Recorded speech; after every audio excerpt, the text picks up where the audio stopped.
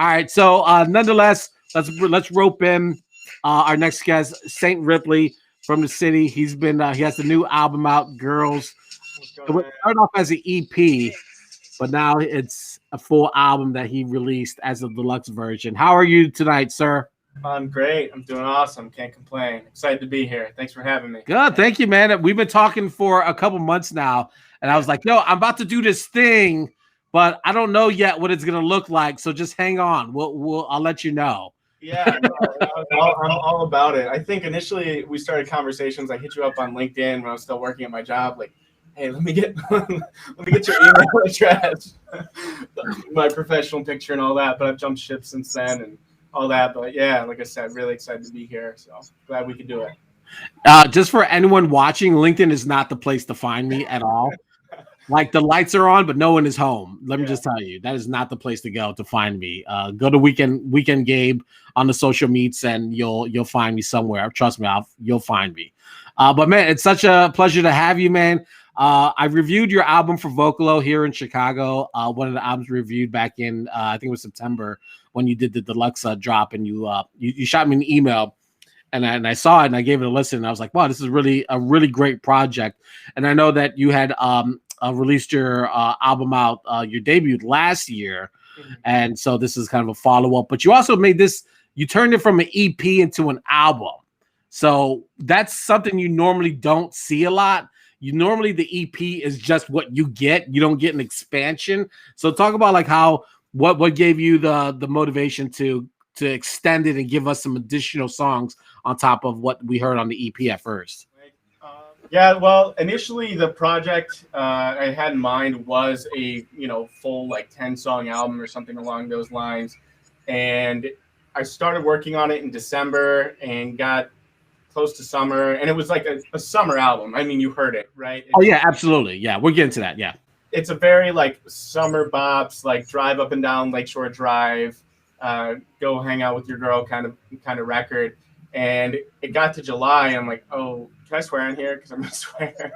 Oh crap! Like, this has got to come out. So I released the regular EP, and then I still had another like 4 or 5 songs, maybe even 6 songs, just on the back burner.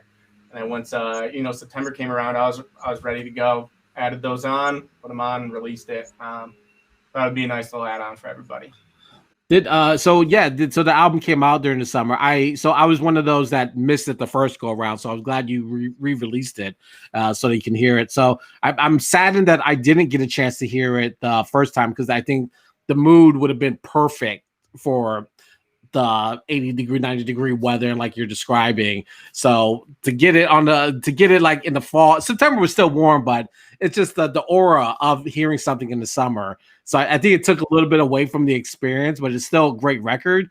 But I think it was like spot on to deliver it when you did. It was absolutely perfect. Yeah, I really wanted it to be like everyone to take notice of it at the beginning of summer, but it just didn't pan out that way. So my thought, what I'd love to do, and don't hold me to this, but what we'd love to do is my friend and I are wanting to do a video to 90 Mile next summer. Yes. Once things clear up, and who knows, maybe even the folks at 90 Miles will let us get in there and shoot it there. We'll see. So. Oh, you're talking about the restaurant on Armitage? Yeah, that's one of my favorite places to go. And I was going to ask you a little bit about that. You recently just put out the "It's Okay to Be Alone," where I think you shot it like near. Where is it at? I should know this. Like the very popular desert where you don't want to go, no man's land. Valley. That's Valley. There you go. I should know this, but it escaped my mind for a moment. So you shot that out there. It's this very artistic, this frame of video where it really captures the spirit of what the recording is all about.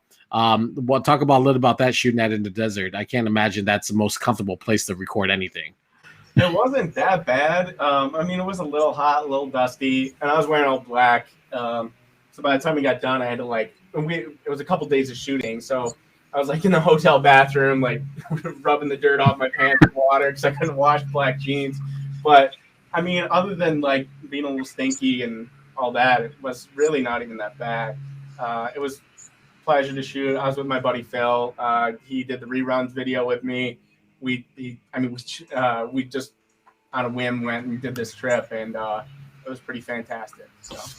Oh, nice. So, I mean, it's good that you're still moving the record and still working on it. Oftentimes, I think that young artists in particular, they'll put something out and then they'll give up this thing, So it's like I'm glad to see that you're still working the record, and you're even talking about doing another video, sometime next year off this project. So, so good for you. Salute. Don't give up on your projects, kid, just because you guys don't get 1 million streams the first week. Like it may just be a slow burn, but you got good stuff. Just keep working it.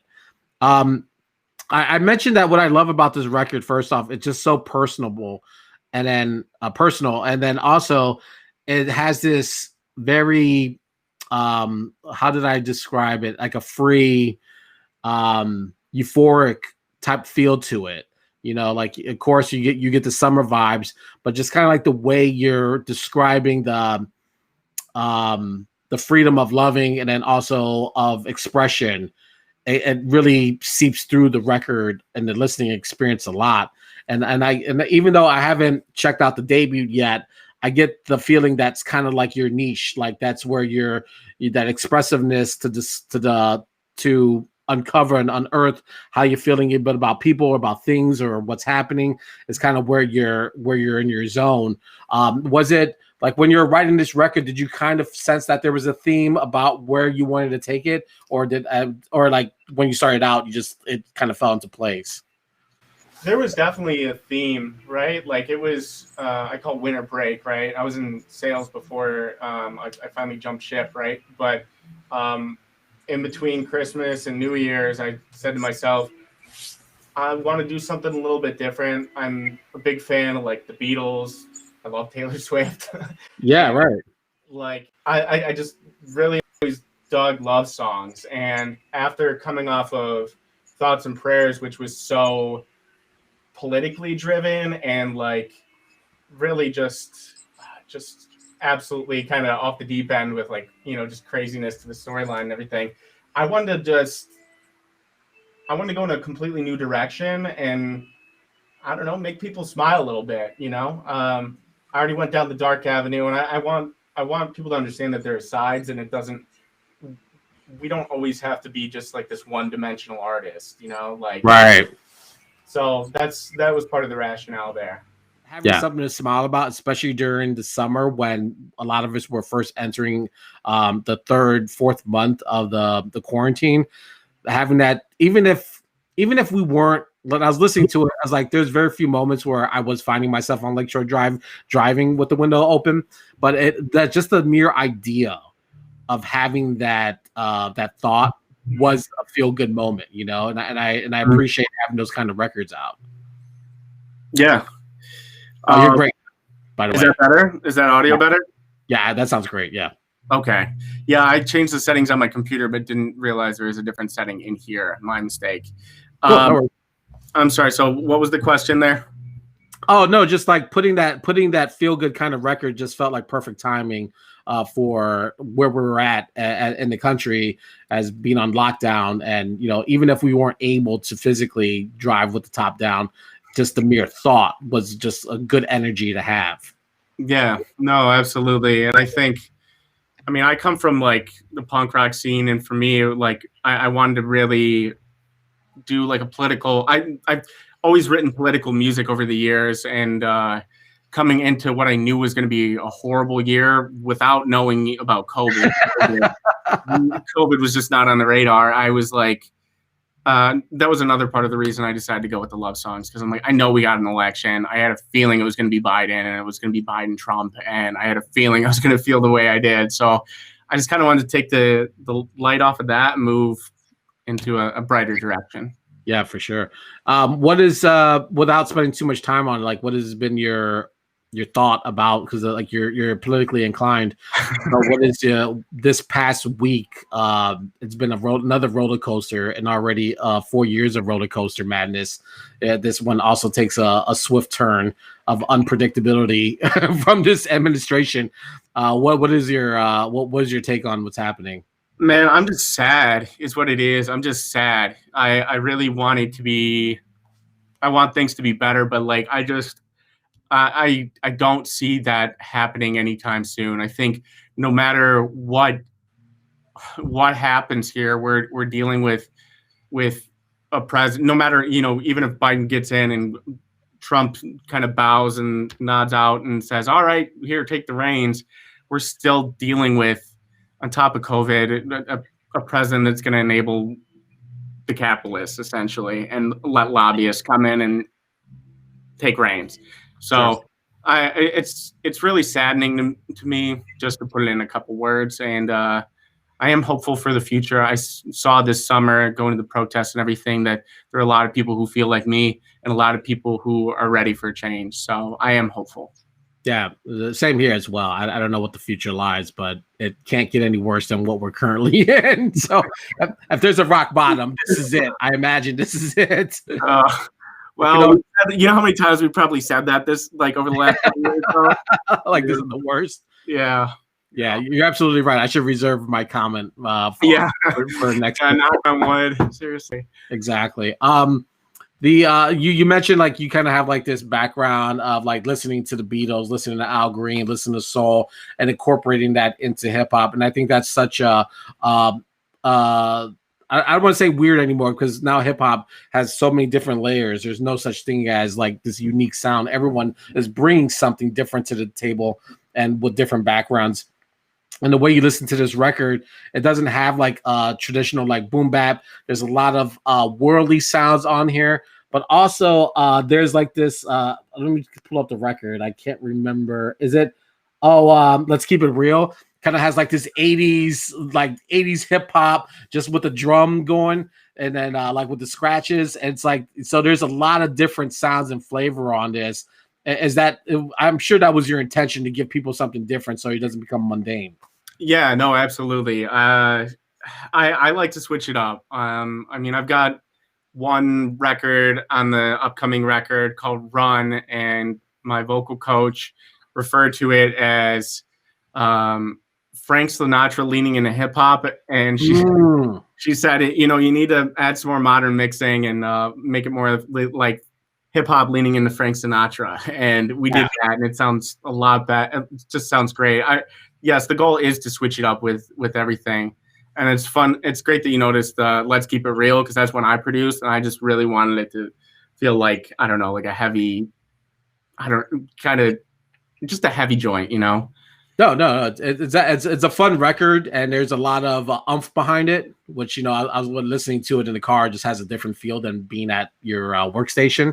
So the feel of it, and that's the thing too as well. Like, the album travels differently when you're moving than when you're sitting and listening to it. That's one of the things that stood out to me, which is a great sort of contrast of the experience. I mentioned like during the vocal review that the way you're storytelling, it reminds me of Charlie Tuna from Jurassic 5. It's like this this cadence and delivery that has this fun way of exploring storytelling. Like what is it about like the writing part of it that the writing part of it that is fun for you when you're building these records? I mean, that's the storytelling's everything for me. I like. One of my favorite band, period, is Pink Floyd. And Roger Waters' The Wall is probably one of the biggest influences. Not that is not without its flaws, because it has flaws. But what I wanted to do as a musician is come in and actually tell stories. And the way that Girls actually is set up initially, those first 4 songs, it's a story of someone falling in love and breaking up. So 1, 2, 3, and 4. Let's Keep It Real is the breakup song. And then the bonus tracks, I kind of did whatever. I just put them in whatever order, because I mean it was already released. But and Thoughts and Prayers is a story as well. It's this character it's a story about a guy who loses his marbles, right? And I'll let everybody spin that on their own time. But storytelling is super important to me, and it's whether it's one song or connecting everything together, it's just a priority. Yeah, I agree. I think that the masters of ceremony through hip hop have always been like the storytellers from, Rakim to Slick Rick. Raekwon is one of those names. All these OG veterans who were able to craft stories and keep you entertained, or just like take you to some sort of point where they drop you off, and the ending has a crazy finale.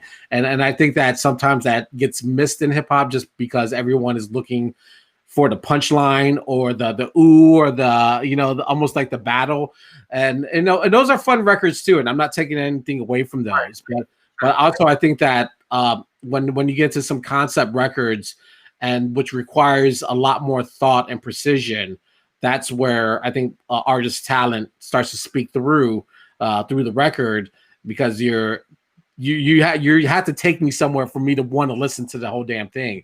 And if you're able to do that, then the mission is accomplished. And I think that's what you were able to achieve on this, where each song has a particular part of a relationship or expression of a way that you're feeling about someone. And that's what, thoroughly keeps you entertained, as well as the music moving you to the next record. And so I also give a lot of props for the executive decision of where the songs are crafted, because they don't stand still. It doesn't feel like you're when you segue to the next record, it feels like the energy is shifting as well. So it's not like just you listening to a record like, oh yeah, this feels like what I just heard on track one. Like no song sounds alike on this thing. Well, I appreciate that. Yeah. So where does the music bug bite you when you're growing up?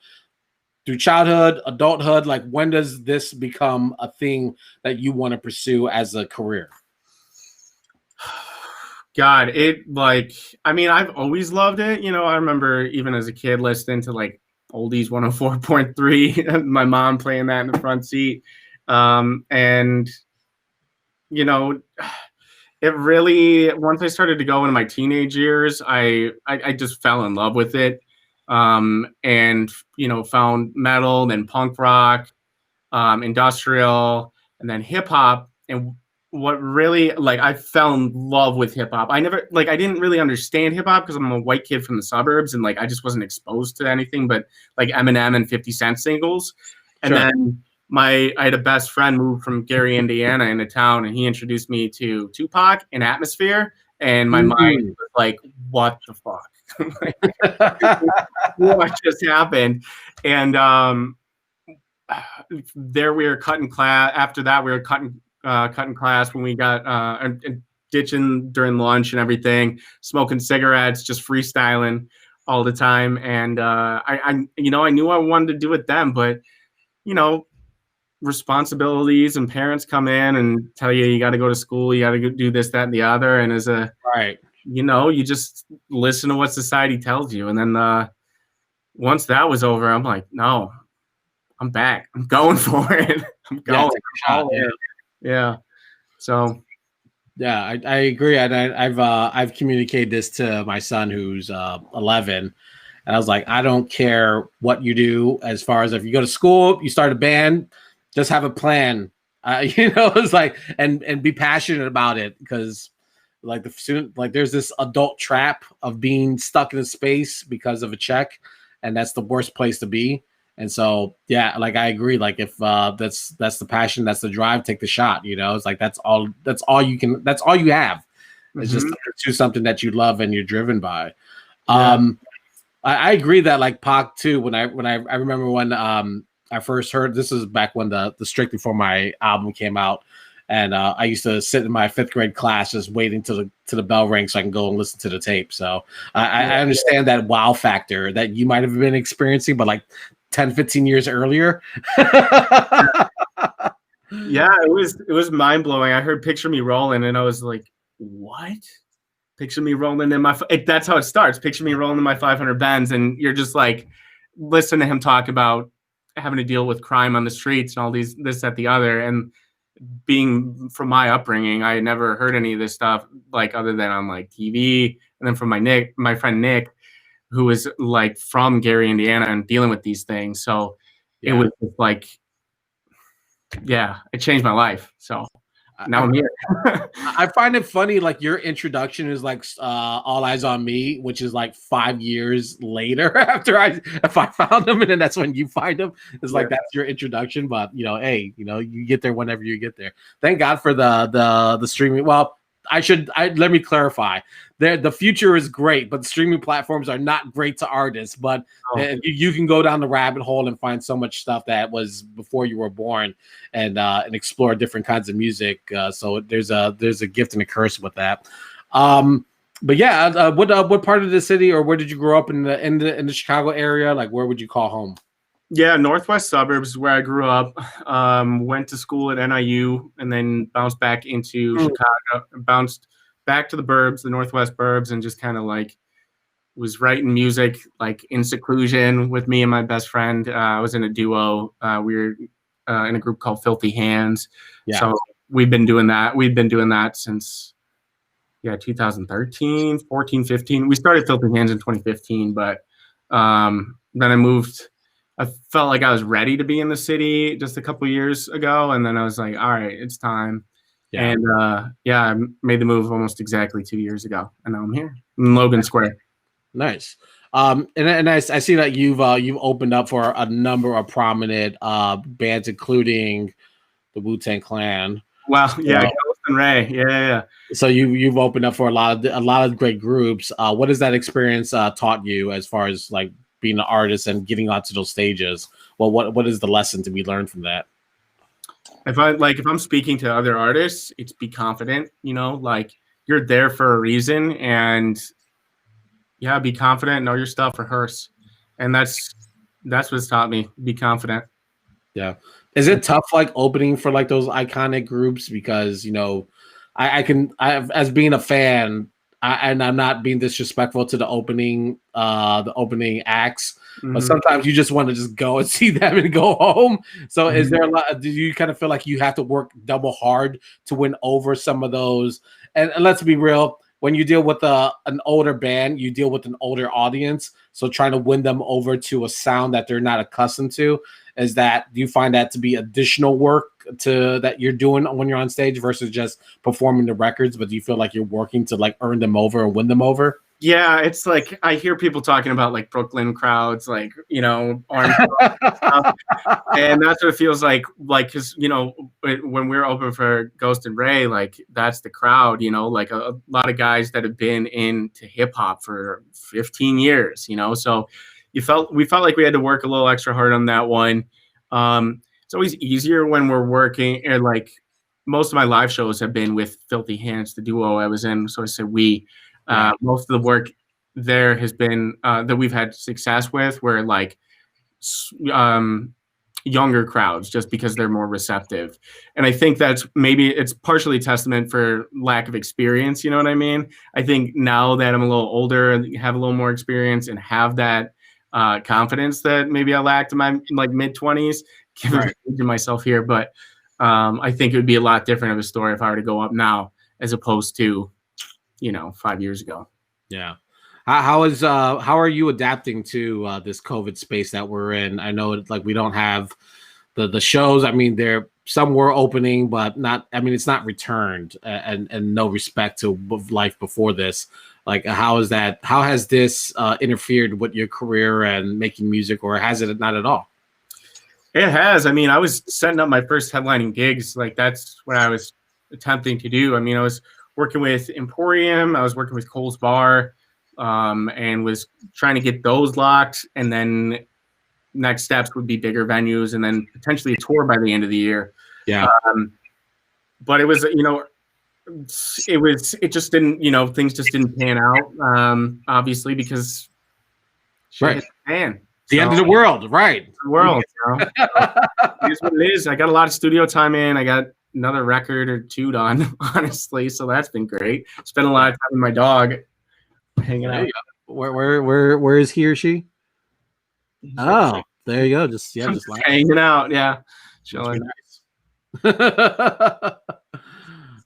Let's. You mentioned that on this girls' record, you produce it. Like, do you produce most of the music? I don't have the production credits in front of me, so take me to that. Like, how do you self-produce yourself? Where does that start at? So I just did.